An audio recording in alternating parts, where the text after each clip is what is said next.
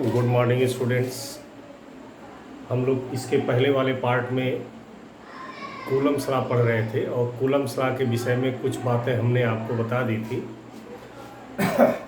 हमने बता दिया था कोई भी दो पॉइंट चार्ज यदि रेस्ट में है तो उनके बीच लगने वाला force 4 pi epsilon not Q1 Q2 upon R square होता है। ये भी हमने बताया था कि यदि ये दोनों पॉइंट चार्ज एयर या वैक्यूम के अलावा किसी मीडियम में रखे गए हों तब उनके बीच लगने वाला फोर्स निकालना हो तो यहाँ पर K लिख देना पड़ेगा जो डाइलेक्ट्रिक कांस्टेंट है। इसके बाद 1/4 पाई एप्सिलॉन नॉट की यूनिट क्या होगी, डायमेंशन क्या होगा, एप्सिलॉन नॉट की यूनिट क्या होगी, डायमेंशन क्या होगा, ये चीज़ें हमने आपको बता दिया था। इसके बाद कुछ और छोटी छोटी बातें इसमें समझ लीजिए। जैसे ये जो कूलम्स लॉ आपने लिखा है इसका वेक्टर फॉर्म लिखने को भी आता है और इसके वेक्टर फॉर्म पर क्वेश्चन भी आते हैं, कंपटीशन में भी आते हैं, बोर्ड में भी आते हैं। तो इसके बाद नेक्स्ट पॉइंट डाल लीजिए, vector form of Coulomb's law. ये जो कूलम्स लॉ है इसका वेक्टर फॉर्म, तो हेडिंग डाल दो vector form of Coulomb's law. यहां पर कूलम्स लॉ का वेक्टर फॉर्म कैसे लिखते हैं इसके पहले एक छोटी सी चीज बता दें आपको कि यदि आपसे कोई पूछ दे, सवाल कर दे कि किसी फार्मूले का वेक्टर फॉर्म क्यों लिखते हैं, क्योंकि फिजिक्स में बहुत सारे फार्मूलाज ऐसे हैं जिनका वेक्टर फॉर्म आपसे पूछा भी जाता है और बहुत सारे फार्मूलाज ऐसे हैं जिनका वेक्टर फॉर्म ही दिया रहता है, उसी को न्यूमेरिकल पूछता है। तो हम लोग सबसे पहले ये जानें कि किसी फार्मूले का हम वेक्टर फॉर्म लिखते क्यों हैं। तो यदि ये पूछा जाए कि वेक्टर फॉर्म क्यों लिखते हैं तो उसका बहुत सरल सा जवाब दे देना कि फिजिक्स का कोई भी फार्मूला XYZ वो 100% करेक्ट तभी माना जाता है जब वो न्यूमेरिकली करेक्ट हो, डायमेंशनली करेक्ट हो और वेक्टरली करेक्ट हो। तो फिजिक्स का कोई भी फार्मूला यदि डायमेंशनली करेक्ट है, न्यूमेरिकली करेक्ट है और वेक्टरली करेक्ट है, तीनों पॉइंट ऑफ व्यू से यदि करेक्ट है तब वो फिजिक्स का 100% करेक्ट फार्मूला माना जाता है। ये जो फार्मूला आपको दिखाया गया कूलम्स लॉ, ये आप चेक करके देखेंगे तो ये डायमेंशनली करेक्ट है, क्योंकि आप सॉल्व करेंगे तो इसके दोनों तरफ के डायमेंशन सेम आएंगे। तो ये फार्मूला डायमेंशनली करेक्ट है।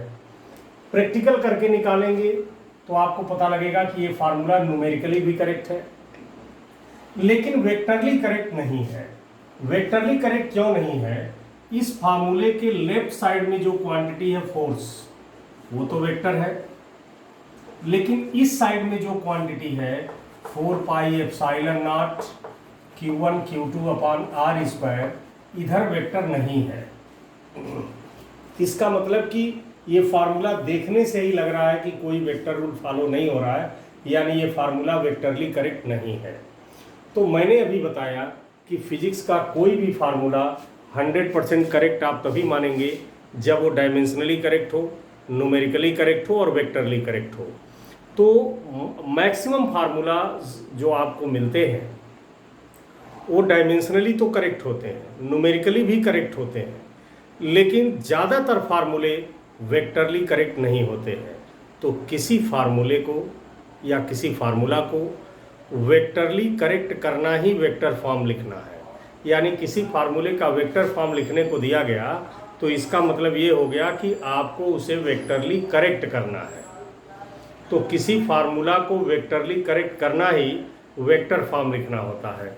अब एक कूलम्स लॉ मैंने बताया कि डायमेंशनली और न्यूमेरिकली तो करेक्ट है लेकिन वेक्टरली करेक्ट नहीं है, इसलिए इसे वेक्टरली करेक्ट कर दिया जाए तो जो फार्मूला मिलेगा हमको उसी को वेक्टर फॉर्म कहेंगे कूलम्स लॉ का। अब इसे वेक्टरली करेक्ट करेंगे कैसे? पहले जरा इसको फिगर से शो कीजिए।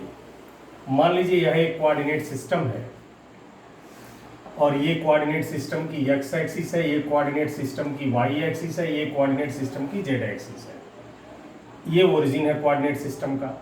इस कोऑर्डिनेट सिस्टम में हमने दो पॉइंट चार्ज ले लिए, एक Q1 और एक Q2। Q1 पॉइंट, जो चार्ज Q1 है वो पॉइंट ए पर रखा है, चार्ज Q2 है पॉइंट बी पर रखा है। पॉइंट ए का पोजीशन वेक्टर मान लिया हमने R1 है, पोजीशन वेक्टर आप फर्स्ट ईयर में वेक्टर अलजेब्रा में पढ़े हो। पॉइंट बी का पोजीशन वेक्टर मान लीजिए R2 है, और ये डिस्प्लेसमेंट वेक्टर हो जाएगा वेक्टर R। तो फर्स्ट ईयर में जो वेक्टर अलजेब्रा आपको हमने पढ़ाया था, तो फर्स्ट ईयर के वेक्टर अलजेब्रा में आपको पोजीशन वेक्टर और डिस्प्लेसमेंट वेक्टर हमने पढ़ा दिया था। और आप जानते हो कि ये जो डिस्प्लेसमेंट वेक्टर R है, यह दोनों पोजीशन वेक्टर के डिफरेंस के बराबर होता है, यानी डिस्प्लेसमेंट वेक्टर R की value vector R2 minus vector R1 होगी। ये फर्स्ट ईयर में आप पढ़ चुके हो। ठीक, अब यहाँ से वेक्टरली करेक्ट करते कैसे हैं, देखिए ये हो गया F is equal to 1/4πε0 Q1 Q2 upon R square. ठीक, तो 1/4πε0। अच्छा देखो, ये K मीडियम हो तब लिखा जाता है, नहीं मीडियम हो तो नहीं लिखा जाता है। तो लिखिए ना लिखिए, इसमें कोई फर्क नहीं पड़ता इससे। इसका वेक्टर फॉर्म लिखने के लिए करते क्या है, ये जो R है इसी के यूनिट वेक्टर से मल्टीप्लाई कर देते हैं। अब इससे फायदा क्या हुआ कि चूंकि ये यूनिट वेक्टर है, इसका मैग्नीट्यूड 1 है, तो यदि 1 से इसमें हम मल्टीप्लाई भी कर दिए तो न्यूमेरिकल वैल्यू में कोई फर्क नहीं पड़ेगा। लेकिन एक फायदा हो गया, ये है वेक्टर और ये पूरा है स्केलर। तो जब वेक्टर में हम स्केलर से मल्टीप्लाई करेंगे तो जो क्वांटिटी मिलती है वो वेक्टर होती है, जैसा कि आप फर्स्ट ईयर में पढ़े हो। तो यहाँ ये वेक्टर हो गया, ये स्केलर हो गया। तो वेक्टर में जब स्केलर का मल्टीप्लिकेशन होगा तो जो क्वांटिटी मिलेगी वो वेक्टर होगी। मैंने कहा है फर्स्ट ईयर में बताया गया है। अब यहाँ वेक्टर रूल फॉलो होने लगा, यानी ये फार्मूला वेक्टरली करेक्ट हो चुका है। अब इस फार्मूला में थोड़ा सा चेंज कीजिए। आप जानते हो किसी वेक्टर का यूनिट वेक्टर निकालना हो तो उस वेक्टर में उसी के मैग्नीट्यूड से डिवाइड कर देते हैं। अब यूनिट वेक्टर R की जगह ये वैल्यू यहाँ रख दो, तो ये हो जाएगा vector F is equal to 1/4πε0 Q1 Q2 upon, अब इसकी जगह जब ये रखोगे तो नीचे R स्क्वायर है, नीचे R है, तो R क्यूब हो जाएगा इंटू वेक्टर R। ये कूलम्स लॉ का वेक्टर फॉर्म है। आप इसको चाहिए तो थोड़ा और भी चेंज कर सकते हो। Vector F is equal to 1/4πε0 Q1 Q2 upon, इस R को आप चाहिए तो मॉड ऑफ R का होल क्यूब भी लिख सकते हो, क्योंकि मैग्नीट्यूड किसी वेक्टर का लिखना हो तो या तो एरो हटा दीजिए या एरो रहने दीजिए, मॉड लगा दीजिए तो मैग्नीट्यूड हो जाएगा। ऐसे भी आप वेक्टर फॉर्म लिख सकते हो। और R निकालना हो वेक्टर R, तो यहाँ R2 माइनस R1 से निकल जाएगा। कभी कभी इस पर न्यूमेरिकल आता है ऐसे कि ये चार्ज Q1 जिस पॉइंट पर रखा है उसका कोऑर्डिनेट दिया रहेगा। मान लीजिए इसका कोऑर्डिनेट दिया है x1 y1 z1। दूसरा चार्ज Q2 जिस पॉइंट पे रखा हुआ है उसका कोऑर्डिनेट दे दिया है x2 y2 z2। अब जब ऐसा क्वेश्चन आएगा जिसमें पहला चार्ज जिस पॉइंट पर रखा है उसका भी कोऑर्डिनेट दिया हो, दूसरा चार्ज जिस पॉइंट पर रखा है उसका भी कोऑर्डिनेट दिया हो, तो ऐसे केस में आप क्या करते हैं कि पहले फर्स्ट चार्ज जिस पॉइंट पर रखा है उसका पोजीशन वेक्टर, सेकेंड वाला चार्ज जिस पॉइंट पर रखा है उसका पोजीशन वेक्टर निकाल लेते हैं। पोजीशन वेक्टर निकालते कैसे हैं, जैसे मान लीजिए पहला चार्ज जिस पॉइंट ए पर रखा है उसका पोजीशन वेक्टर R1 है। अब पोजीशन वेक्टर R1 निकालने का फर्स्ट ईयर में बताया गया वेक्टर अलजेब्रा में। पहला कोऑर्डिनेट इसका x1 है तो x1 i कैप, दूसरा y1 है y1 j कैप, तीसरा z1 है z1 k कैप। ये R1 हो गया। अब B का पोजीशन वेक्टर R2 ऐसे ही निकाल लीजिए। तो B का पोजीशन वेक्टर निकालना है तो B के कोऑर्डिनेट की हेल्प से निकालेंगे। मैं फिर कह रहा हूं कि सब फर्स्ट ईयर में पढ़ाया गया है। तो ये हो जाएगा x2 i cap plus y2 j cap plus z2 k cap. अब आपने R1 निकाल लिया, R2 निकाल लिया। अब R2 में से R1 को यानी इसमें से इसको माइनस कर देंगे तो वेक्टर R आ जाएगा। यानी कि यहाँ से वेक्टर R निकालना है तो आपको R2 में से R1 को माइनस करना पड़ेगा। तो R2 ये है, R1 ये है, तो इसमें से इसको माइनस करोगे तो ये आ जाएगा x2 minus x1 i cap plus y2 minus y1 j cap plus z2 minus z1 k cap. अब वेक्टर आर आ गया तो वेक्टर आर की वैल्यू यहां रख देंगे और मॉड ऑफ वेक्टर आर निकालना है तो अंडर रूट आई कैप का कोफिशिएंट यानी x2 माइनस x1 का whole square plus y2 minus y1 का whole square plus z2 minus z1 का होल स्क्वायर। ये सारी चीज़ें फर्स्ट ईयर में पढ़ाई गई हैं। तो यदि कोई न्यूमेरिकल, जैसे यदि आपसे क्वेश्चन आ जाए एग्जाम में कि right the vector form of Coulomb's law, तब आप ये डायग्राम बना करके यहाँ तक लिख दीजिएगा, आपका काम हो जाएगा।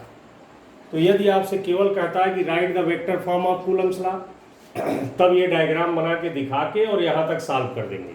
लेकिन यदि आपसे वेक्टर फॉर्म पर न्यूमेरिकल आता है तो जब न्यूमेरिकल आएगा तो इन दोनों पॉइंट का कोऑर्डिनेट जो भी दिया रहेगा उससे पोजीशन वेक्टर निकाल लेंगे और फिर इस पोजीशन वेक्टर को माइनस करेंगे इसमें से इसको, तो वेक्टर आर आ जाएगा और यहाँ से आर का मैग्नीट्यूड निकाल लेंगे।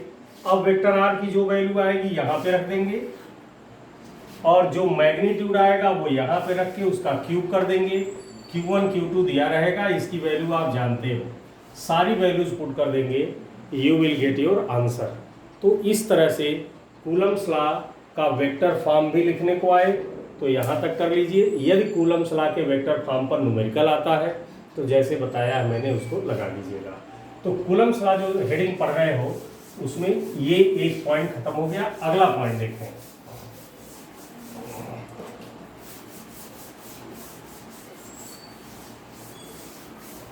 दो पॉइंट चार्ज के बीच, ये नेक्स्ट पॉइंट कुछ थियोरेटिकल है, छोटे छोटे पॉइंट्स हैं। दो पॉइंट चार्ज के बीच लगने वाले फोर्स को इलेक्ट्रोस्टैटिक फोर्स या कूलाम्बिक फोर्स कहते हैं। तो यहाँ पर लिख लेंगे कि the force between two point charges at rest is called electrostatic force और कूलाम्बिक फोर्स। दो पॉइंट चार्ज यदि रेस्ट में है तो उनके बीच लगने वाले फोर्स, या कोई भी चार्ज यदि रेस्ट में है तो उसके बीच लगने वाले फोर्स को या तो इलेक्ट्रोस्टैटिक फोर्स कहते हैं। लेकिन यदि दो पॉइंट चार्ज हो और रेस्ट में हो तो उनके बीच लगने वाले फोर्स को इलेक्ट्रोस्टैटिक फोर्स भी कह सकते हो और कूलाम्बिक फोर्स भी कह सकते हो। Next point, Coulomb's law is inverse square law. Coulomb's law is inverse square law. देखिए आप फर्स्ट ईयर में ग्रेविटेशन पढ़े हो तो न्यूटन्स ग्रेविटेशन लॉ में हमने बताया था कि Newton's gravitation law is also inverse square law.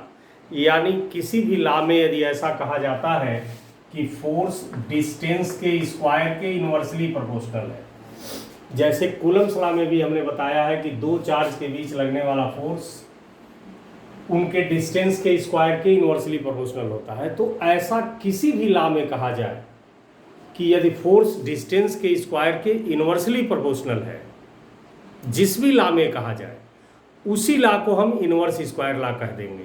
तो चूंकि कूलम्स लॉ में हमने ये लिखाया है कि the electric force between two charges, point charges, is inversely proportional to square of distance between them.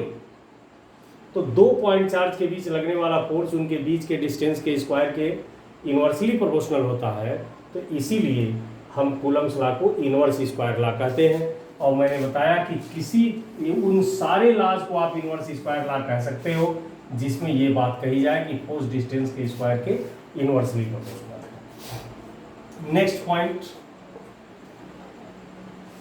Coulombic force या इलेक्ट्रोस्टैटिक फोर्स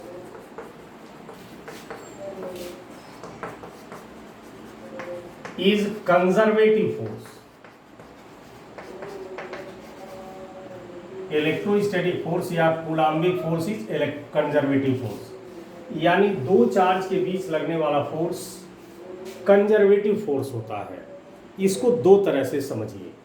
पहला कि कहीं भी दो चार्ज रखे हो उनके बीच लगने वाला फोर्स केवल चार्जेस के पोजीशन पर या उनके बीच के डिस्टेंस पर डिपेंड करता है, पाथ के नेचर पर डिपेंड नहीं करता। दूसरी बात, यदि कोई चार्ज पार्टिकल इलेक्ट्रिक फोर्स के अंडर मूव कर रहा है या किसी चार्ज पार्टिकल को हम इलेक्ट्रिक फोर्स के अपोजिट मूव करा रहे हैं, दोनों केस में यदि कोई charge particle under the electric force motion कर रहा है या यदि किसी चार्ज पार्टिकल को हम इलेक्ट्रिक फोर्स के अगेंस्ट मोशन करा रहे हैं, तो उन दोनों कंडीशन में चार्ज की टोटल एनर्जी कंजर्व रहती है, न एनर्जी क्रिएट होती है न एनर्जी लॉस होती है।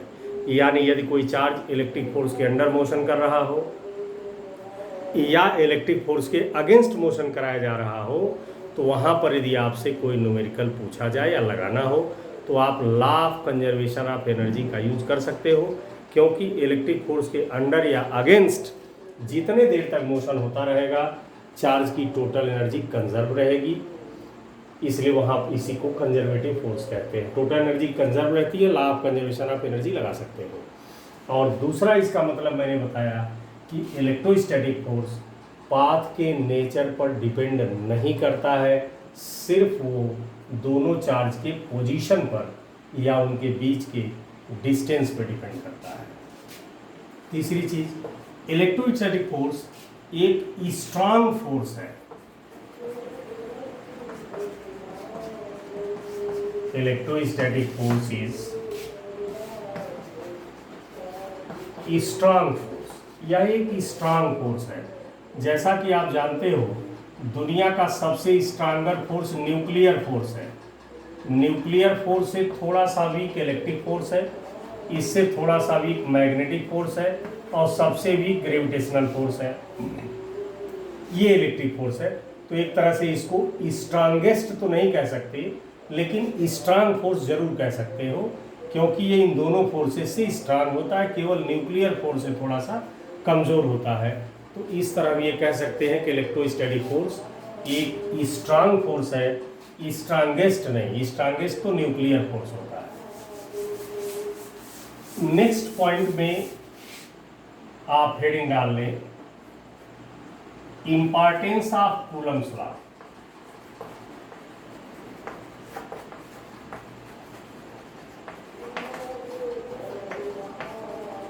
कूलम्स लॉ के कुछ इंपॉर्टेंस आप खुद भी लिख लीजिएगा।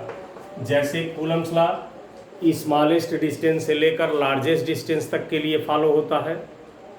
दूसरा, कूलम्स लॉ ईजिली अप्लीकेबल है, बहुत आसानी से अप्लाई किया जा सकता है। और तीसरा, ये दुनिया के हर पॉइंट चार्ज के लिए फॉलो होता है। और भी जो मिलेगा दो चार इंपॉर्टेंस लिख लेना, एक आध नंबर में पूछ दिया जाता है। लिमिटेशंस ऑफ कूलम्स लॉ,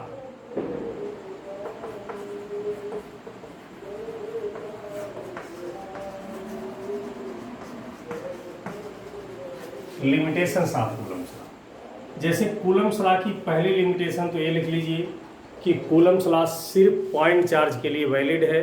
यदि दोनों चार्ज पॉइंट नहीं हैं या दोनों में एक पॉइंट है एक पॉइंट चार्ज नहीं है, तो भी वहाँ कूलम्स लॉ का यूज नहीं हो सकता। यानी Coulomb's law is applicable only for point charges.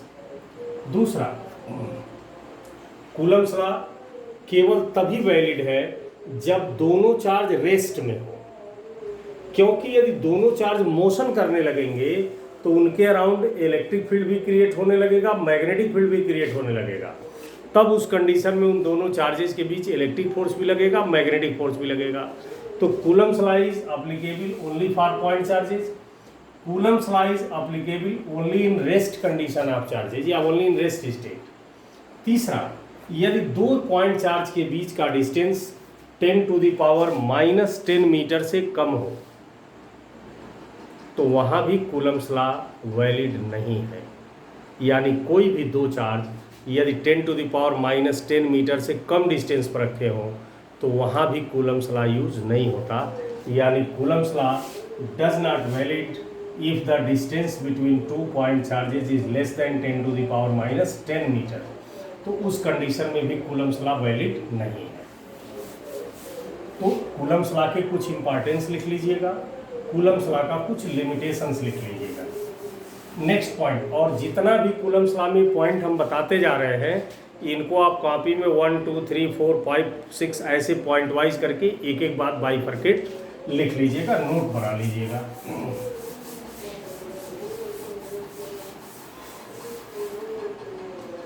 अगला पॉइंट, यदि दो पॉइंट चार्जेस के बीच लगने वाले फोर्स और डिस्टेंस के बीच कर्व ड्रा किया जाए तो कर्व कैसा होगा?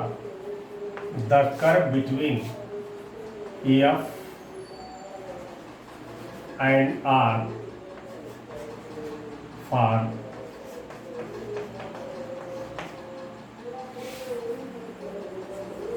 पॉइंट चार्जेस विल बी, यदि दो पॉइंट चार्ज के बीच लगने वाले फोर्स और उनके बीच के डिस्टेंस के बीच यदि हम कर्व ड्रा करें तो हमारा कर्व कैसा होगा?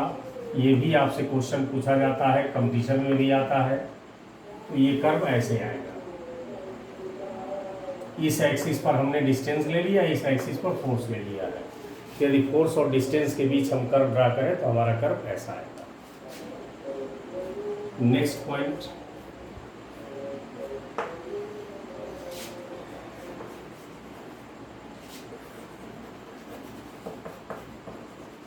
The condition for maximum force between charges, condition for maximum force between charges,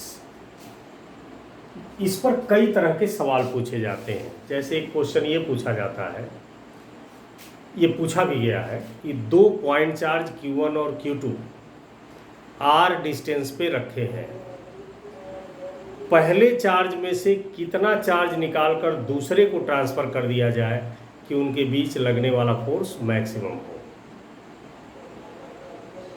ठीक, तो ऐसा जब भी कोई भी न्यूमेरिकल आता है जिसमें ये कहा जाता है कि ये क्या कर दिया जाए कि उनके बीच लगने वाला फोर्स मैक्सिमम हो, तो जब भी मैक्सिमम फोर्स से रिलेटेड कोई क्वेश्चन आए तो आप उसको सॉल्व करने के पहले फार्मूला क्या लिखेंगे? The force between charges will B maximum if d by D लिख दीजिए। किसकी वैल्यू मैक्सिमम पूछ रही है? फोर्स की, तो फोर्स को ऊपर रख दीजिए और नीचे जो वेरिएबल है उसी के विद रिस्पेक्ट डिफरेंशिएट कर देंगे और इज इक्वल टू 0 लिख देते हैं। ये फार्मूला है।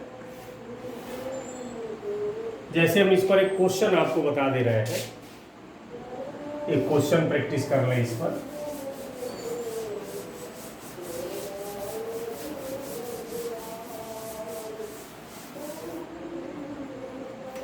जैसे मान लीजिए आपसे कहा गया कि दो पॉइंट चार्ज Q1 और Q2 R डिस्टेंस पे रखे गए हो, इसमें से कितना चार्ज निकालकर इसको दे दिया जाए कि इनके बीच लगने वाला फोर्स मैक्सिमम हो। क्वेश्चन यही है, क्वेश्चन आप कॉपी में लिख लेना कि दो पॉइंट चार्ज Q1 और Q2 एक दूसरे से R डिस्टेंस पे रखे हैं, Q1 में से कितना चार्ज निकालकर Q2 को दे दिया जाए। ये मान लीजिए Q1 है और ये Q2 है, तो क्वेश्चन यही है कि Q1 में से कितना चार्ज निकालकर Q2 को दे दिया जाए कि इनके बीच लगने वाला फोर्स मैक्सिमम हो। ये क्वेश्चन पहले लिख लेना। हम मान लेते हैं कि Q1 में से Q चार्ज निकालकर हम Q2 को दे दिए, तो जब इसमें से Q चार्ज निकाल लोगे तो पहले इस पर चार्ज Q1 था और Q चार्ज निकाल लिया आपने, तो इस पर चार्ज बचा Q1 माइनस Q, और यही Q चार्ज आप इसे दे रहे हो तो इस पर चार्ज हो गया Q2 प्लस Q। क्वेश्चन तो यही पूछा गया था ना कि Q1 Q2 चार्ज है, R डिस्टेंस पर रखे हैं, Q1 में से कितना चार्ज निकाल के Q2 को दे दिया जाए कि इनके बीच लगने वाला फोर्स मैक्सिमम हो। तो हमने मान लिया कि Q चार्ज इसमें से निकाल कर इसको दे दिया जाए, तो जब इसमें से Q चार्ज निकालोगे चार्ज हो जाएगा Q1 माइनस Q, और वही इसे देना है तो इस पर चार्ज हो जाएगा Q2 प्लस Q। अब चूंकि for maximum force between charges, तो मैंने फार्मूला क्या बताया मैक्सिमम फोर्स के लिए? dF अपॉन डी वेरिएबल, यानी हमारा वेरिएबल यहाँ Q है तो dQ इज इक्वल टू 0। अब आपको करना क्या है कि दोनों के बीच फोर्स कितना लग रहा है निकाल कर यहीं रख दीजिए और क्यू के विद रिस्पेक्ट डिफरेंशिएट करके 0 के बराबर कर दीजिए। अब इनके बीच जरा फोर्स निकालिए। द फोर्स बिटवीन चार्जेस, तो 1/4πε0 को हम केवल k लिख दे रहे हैं, ठीक है। आप चाहिए तो कहीं कहीं 1/4πε0 इतना लंबा न लिख के इसकी जगह केवल हम लोग k भी लिख के काम चला सकते हैं। तो मान लीजिए लिख दिया हमने F = 1/4πε0 इंटू Q1 Q2। तो Q1 है आपका Q1 माइनस Q और Q2 हो गया आपका Q2 प्लस Q अपान r²। ये F की वैल्यू हो गई। अब F की वैल्यू यहाँ पुट कर दीजिए, पुट कर दो तो dq और ये हो जाएगा Q1 k अपान r²। और इनको मल्टीप्लाई कर लीजिए, तो मल्टीप्लाई करोगे तो ये हो जाएगा Q1 Q2 plus Q1 Q minus Q2 Q minus Q² is equal to 0। अब ये चूंकि कांस्टेंट है ये बाहर आ जाएंगे और उधर जाएंगे तो डिवाइड होके 0 हो जाएंगे।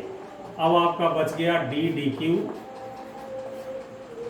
अब Q1 Q2 plus Q1 Q minus Q2 Q minus Q² is equal to 0। अब इनको अलग अलग डिफरेंशिएट करिए, तो dQ1 Q2 अपान dq, फिर plus d dq Q1 Q, फिर minus d dq Q2 Q minus d dq Q² is equal to 0।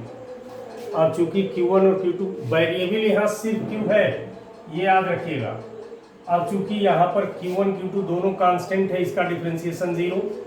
अब यहाँ पर Q1 कांस्टेंट है बाहर आ जाएगा और डिफरेंशिएशन होगा dq अपान dq। यहाँ Q2 कांस्टेंट है बाहर आ जाएगा, बचेगा dq अपान dq और ये Q² का differentiation 2q is equal to 0। अब ये हो गया dq अपान dq 1 dq अपान dq 1, तो Q1 minus Q2 minus 2q is equal to 0 या 2q is equal to Q1 minus Q2 या Q is equal to 1/2 Q1 minus Q2। यानी आपसे सवाल यही पूछा गया था कि दो चार्ज Q1 और Q2 r डिस्टेंस पर रखे गए हैं, पहले चार्ज में से कितना चार्ज निकालकर दूसरे को दे दिया जाए कि दोनों के बीच लगने वाला फोर्स मैक्सिमम हो। तो हमने मान लिया कि इसमें से Q चार्ज निकाल कर इसे दे दे तो इनके बीच लगने वाला फोर्स मैक्सिमम हो जाएगा। तो जब इसमें से Q चार्ज निकाला तो इस पर बचा Q1 माइनस Q और वही चार्ज इसे दे दिया तो हो गया Q2 प्लस Q। तो यही Q की वैल्यू पूछा था कि कितना चार्ज निकाल कर इसे दिया जाए, तो आंसर हो गया Q की वैल्यू 1/2 Q1 माइनस Q2। तो इस तरह से और भी यदि क्वेश्चन पूछे जाए कि ये क्या कर दिया जाए कि इनके बीच फोर्स मैक्सिमम हो, तो सीधा यही लिखिए the maximum force between charges for the maximum force between charges dF upon d।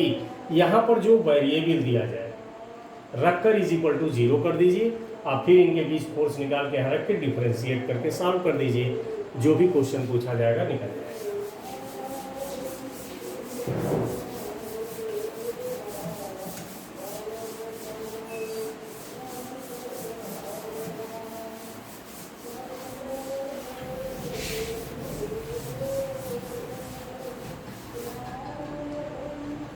अब इसमें एक क्वेश्चन और पूछा जाता है,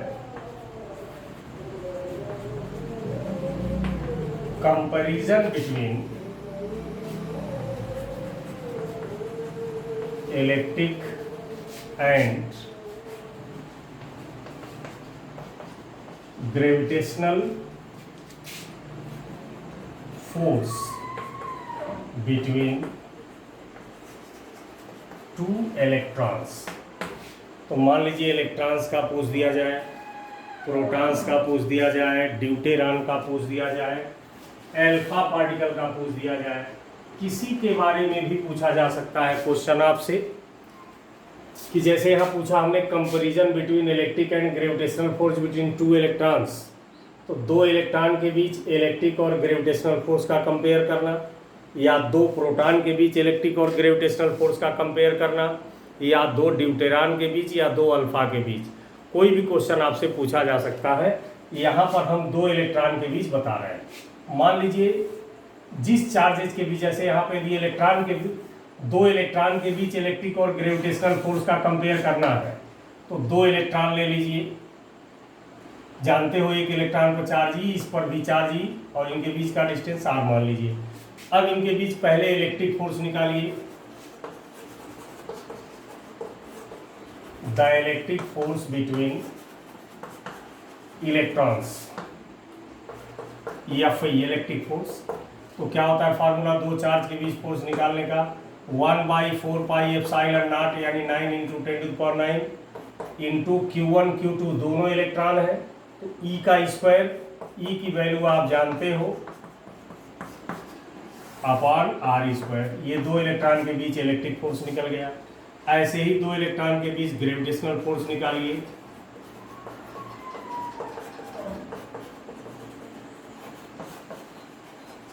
the gravitational force between electrons,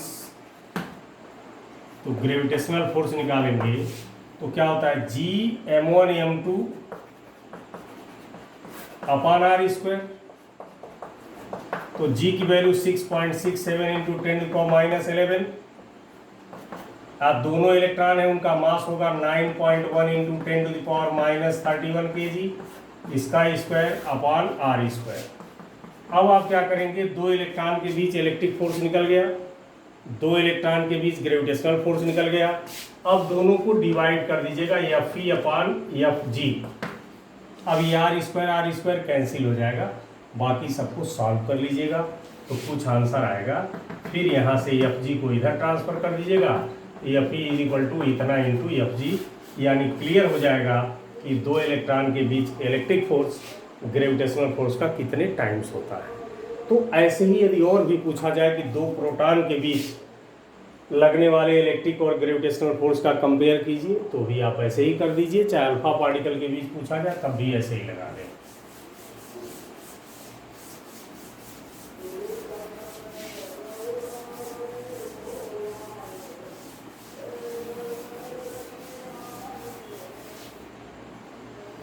अब ये पॉइंट खत्म हो गए। अब नेक्स्ट हेडिंग लिखिए,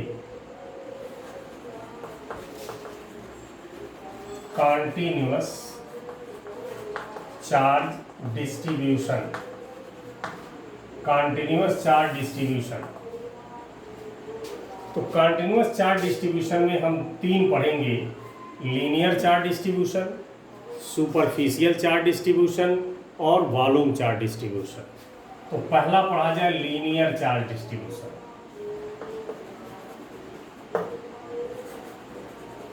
लीनियर चार्ज डिस्ट्रीब्यूशन, यदि किसी बॉडी को आपने चार्ज किया और सारा चार्ज बॉडी के लेंथ के अलांग डिस्ट्रीब्यूट हो गया, जैसे कोई बहुत पतला तार हो, थिन वायर हो, ऐसा वायर जिसमें थिकनेस नेग्लेजिबल हो, तो जब तार में थिकनेस नेग्लेजिबल होगी तो इसका मतलब सिर्फ वायर में लेंथ होगी। जब उसे चार्ज करोगे तो सारा चार्ज उसके लेंथ के अलांग फैल जाएगा। तो यदि किसी ऐसे बॉडी को जिसकी थिकनेस उसके लेंथ के कंपेयर में नेग्लेजिबल है, उसे चार्ज करोगे तो सारा चार्ज पूरे लेंथ के अलांग डिस्ट्रीब्यूट हो जाएगा। इसी को हम लीनियर चार्ज डिस्ट्रीब्यूशन कहते हैं, जो थिन वायर के लिए ही विशेष तौर पे यूज होता है। तो मान लीजिए चार्ज यहाँ लीनियरली डिस्ट्रीब्यूट है, लेंथ के अलांग डिस्ट्रीब्यूट है, पूरे वायर पे चार्ज Q है और इस वायर की लेंथ L है। तो यहाँ पर पहले लीनियर चार्ज डिस्ट्रीब्यूशन का डेफिनेशन लिखेंगे कि the phenomenon of distribution of charge along the length of conductor is called linear charge distribution. In case of linear charge distribution we study linear density. In case of linear charge distribution,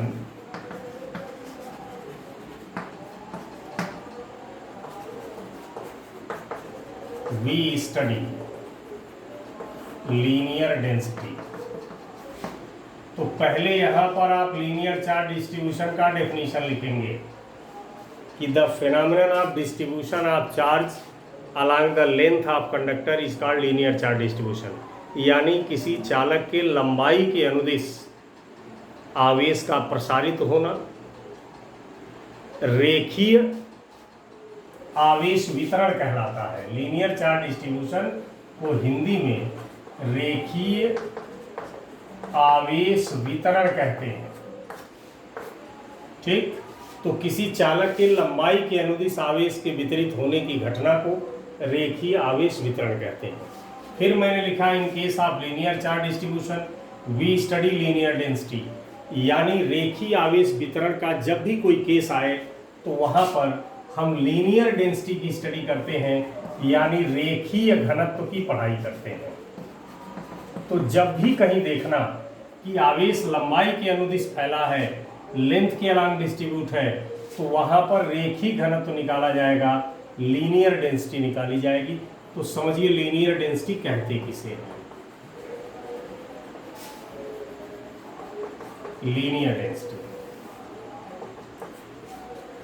किसी चालक के एकांक लंबाई में आवेश की मात्रा को लीनियर डेंसिटी या रेखीय घनत्व कहते हैं।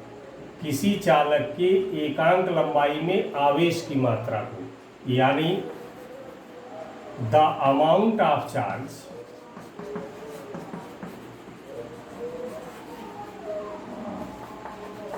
इन unit length of conductor is called linear density. It is denoted by lambda.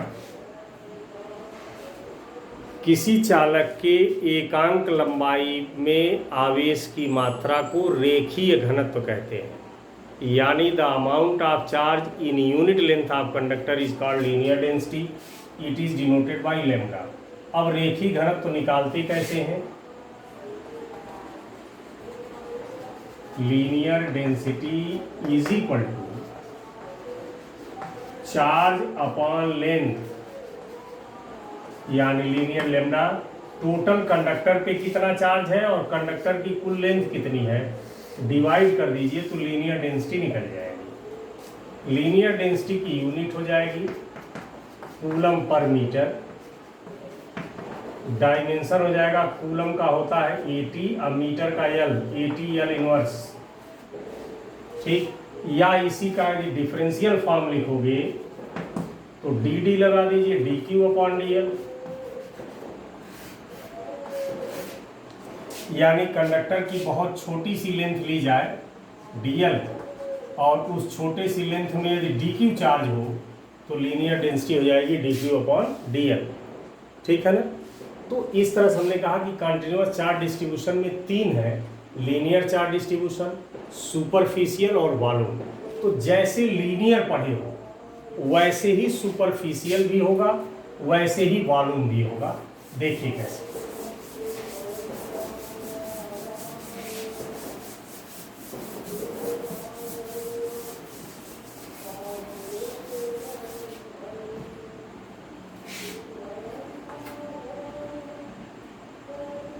Superficial या सरफेस चार्ज डिस्ट्रीब्यूशन। तो जैसे हमने पिछला डेफिनेशन बताया था कि the phenomenon of distribution of charge along the length of conductor is called linear distribution, यानी किसी चालक के लंबाई के अनुदिश चार्ज के वितरित होने की घटना को रेखीय आवेश वितरण कहते हैं। उसी तरह से सरफेस चार्ज डिस्ट्रीब्यूशन यानी पृष्ठीय आवेश वितरण,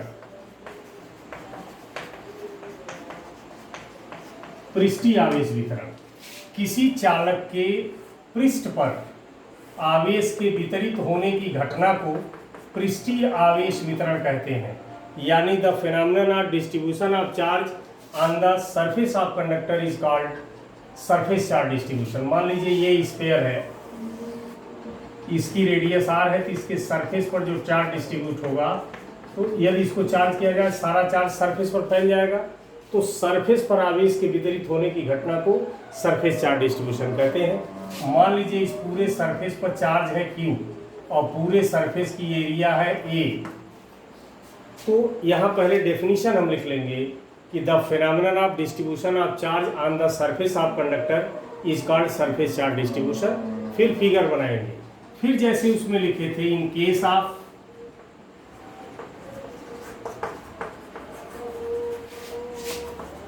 surface charge distribution we study surface density या सरफेस चार्ज डेंसिटी, यानी आवेश पृष्ठीय आवेश वितरण के केस में हम पृष्ठ घनत्व पढ़ते हैं। पृष्ठ घनत्व सरफेस डेंसिटी। सरफेस डेंसिटी होती क्या है?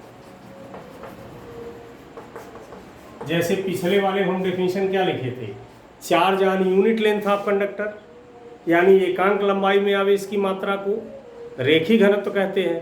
वैसे ही एकांक क्षेत्रफल में आवेश की मात्रा को पृष्ठीय घनत्व कहते हैं, यानी the charge on unit area, charge on unit area is called surface density. It is denoted by sigma.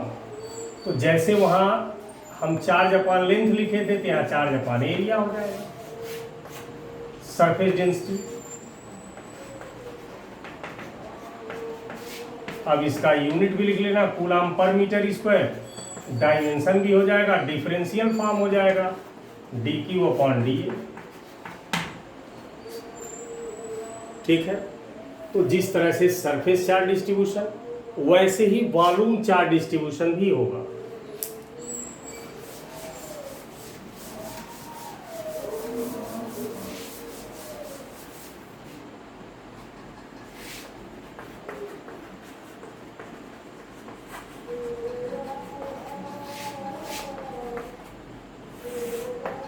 जैसे मान लीजिए ये कोई कंडक्टर है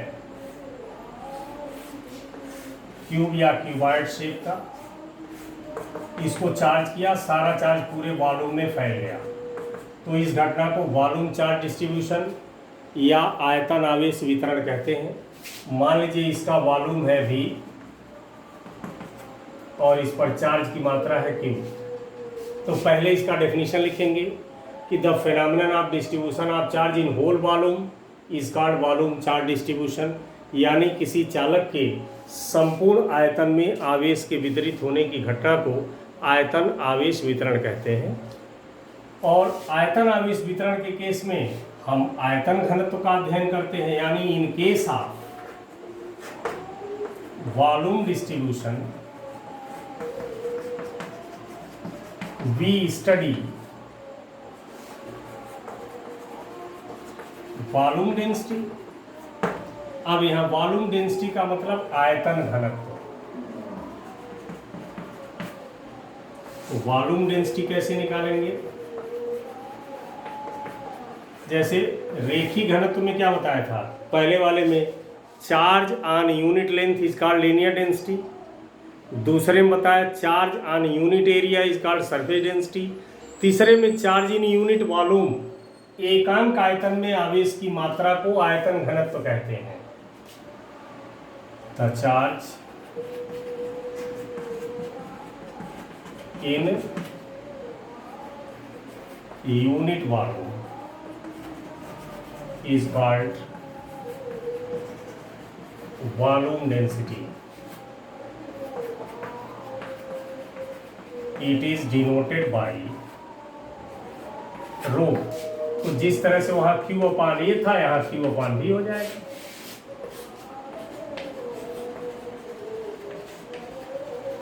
volume density, charge upon volume, इसका यूनिट लिख लीजिएगा, coulomb per metre cube, dimension हो जाएगा, differential form dq upon dV हो जाएगा। ठीक है ना? तो इस तरह से आपका ये पहला chapter Coulomb's law and electric charge complete हो गया। आज के पार्ट में इतना ही। नेक्स्ट आपको नेक्स्ट वीडियो में बताया जाएगा। Thank you.